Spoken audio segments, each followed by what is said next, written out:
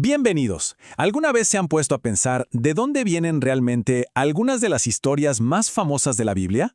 Bueno, hoy vamos a meternos de lleno en un tema que, de verdad, es fascinante: el posible origen de algunos de los mitos que han moldeado a la civilización occidental.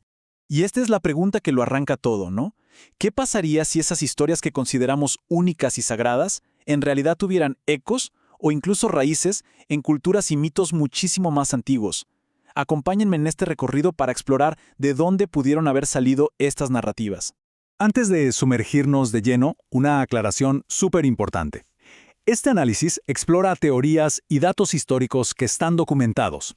Nuestro objetivo no es para nada desafiar la fe de nadie, sino más bien presentar paralelismos que son, de verdad, fascinantes y que se encuentran en registros muy antiguos. Lo que los textos nos revelan son paralelismos que, la verdad, son asombrosos.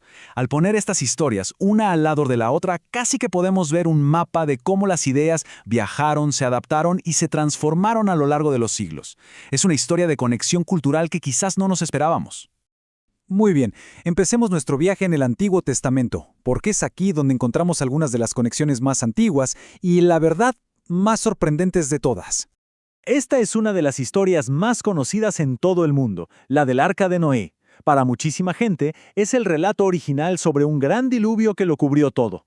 Pero, ¿realmente fue el primero? Pues resulta que mucho, pero mucho antes de que se escribieran los textos bíblicos, en la antigua Mesopotamia ya existía la épica de Gilgamesh. Y aquí es donde la cosa se pone interesante. Cuando ponemos su relato del diluvio junto al de Noé, las similitudes son, por decirlo menos, impactantes. Y fíjense bien en esto, porque lo realmente increíble no es solo la idea de una inundación, no. Son los detalles tan específicos. Un Dios que le avisa a un héroe, le da instrucciones para construir un arca, le dice que salve a su familia y a los animales, y no solo eso, sino que el arca termina en una montaña y el héroe envía aves para buscar tierra. Es casi un calco, punto por punto. Ahora dejemos el diluvio por un momento y pasemos a otro pilar fundamental, los 10 mandamientos y las leyes mosaicas. Son básicamente la base moral y legal para millones de personas. La imagen de Moisés con las tablas de la ley es icónica, de eso no hay duda. Pero ¿fue esta la primera vez en la historia que un código legal tan importante se grabó en piedra para la posteridad? Bueno, aquí es donde el material de origen lanza una afirmación muy fuerte. Cito textualmente: las leyes mosaicas son una copia descarada del código Hammurabi babilónico. Así de directo. Y pone de ejemplo el famoso principio de ojo por ojo, diente por diente, que se encuentra casi palabra por palabra en ambos códigos, a pesar de haber sido escritos con siglos de diferencia. La frase copia descarada nos da una idea de la fuerza con la que se plantea esta conexión. Ok, ahora demos un salto en el tiempo y vayamos al Nuevo Testamento, porque aquí los paralelismos continúan, pero ahora centrados en la figura más importante del cristianismo. La historia de la vida de Jesús es, sin duda, una de las más contadas del mundo. Pero el texto que analizamos presenta un argumento que a muchos les va a parecer increíble: que la historia de Jesús comparte un arquetipo, un modelo casi idéntico con una deidad egipcia muchísimo más antigua, el dios Horus. A ver, prestemos mucha atención a esta tabla porque es impresionante. Nacimiento de una virgen, el 25 de diciembre. Un ángel lo anuncia. Una estrella en el este señala el lugar. Un tirano intenta matarlo en la infancia.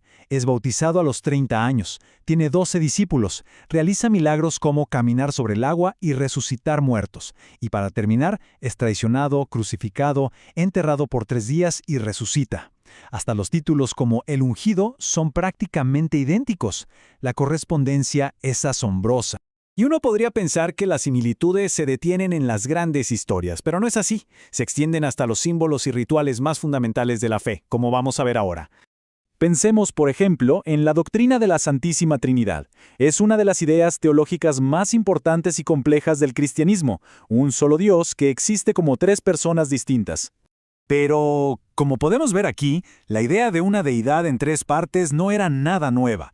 Miles de años antes, en el antiguo Egipto, ya se veneraba una trinidad divina: Osiris el padre, Isis la madre y Horus el hijo. La estructura de una familia sagrada es muy parecida. Y esta cita del historiador Will Durant lo resume de una forma brillante. Él dice que, en lugar de erradicar las creencias paganas, el cristianismo a menudo las absorbió, las adaptó y las reconfiguró dentro de su propio sistema.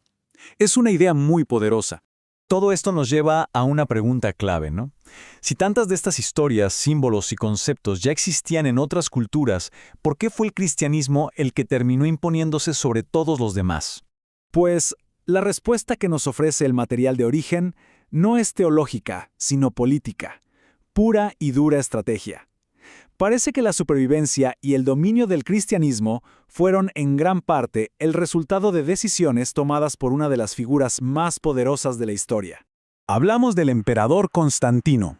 Tras ganar una batalla clave, que él atribuyó al dios cristiano, no impuso la nueva fe de golpe. Fue mucho más astuto. Primero, promovió la tolerancia religiosa. Luego, fusionó el día de adoración pagano al dios Sol, el dies Solis, con el día de descanso cristiano. Y finalmente, empezó a usar la riqueza de los templos paganos para construir su nuevo imperio cristiano. Fue un movimiento estratégico para unificar el imperio. Y esta, según el texto, fue la jugada maestra.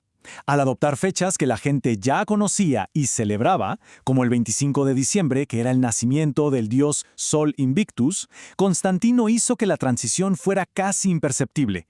La nueva religión se sentía familiar. Y así llegamos al final de este recorrido. Lo que la evidencia sugiere es que las historias que a veces consideramos únicas, a menudo tienen ecos de relatos mucho más antiguos. Esto no les quita poder para nada, sino que quizás revela una verdad más profunda sobre cómo se construyen, se comparten y se transforman las creencias. Al final, la historia de la humanidad es una red fascinante de influencias compartidas.